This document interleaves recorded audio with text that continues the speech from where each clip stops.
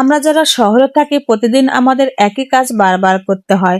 প্রতিদিন ঘর গোছা, কাপড় কাচা, রান্না করা এই তো আমাদের কাজ।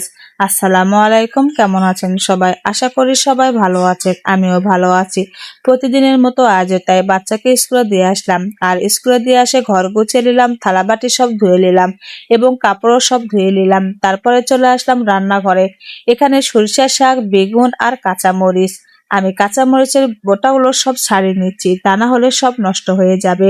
তারপরে শাক বেছে নিলাম, কারণ শাক বাছতে অনেকটা সময় লেগে যায়, আর এই বাছার কারণে শাক খাওয়া হয় না। এরই মধ্যে দেখতেছিলাম ভাবি তার বাচ্চাকে নিয়ে স্কুল থেকে বাসায় যাচ্ছিল। পরে ওনাকে ডেকে নিয়ে আসলাম, বললাম ভাবি আমার কিছু কাপড় সেলাই করতে হবে, আপনি যদি এগুলো নিয়ে যান তাহলে আমাকে আর যেতে হতো না, কারণ ভাবির থেকে সবসময় আমি কাপড় সেলাই করে নিয়ে থাকি। পরে ভাবি বলল আচ্ছা ঠিক আছে দেন, আমি নিয়ে যাচ্ছি। যাই হোক, সব কাপড়গুলো ভাবিকে গুছিয়ে দিয়ে চলে আসলাম রান্নাঘরে। আমি এখানে ভাত বসালাম আর একদিকে তরকারি বসাই দিব।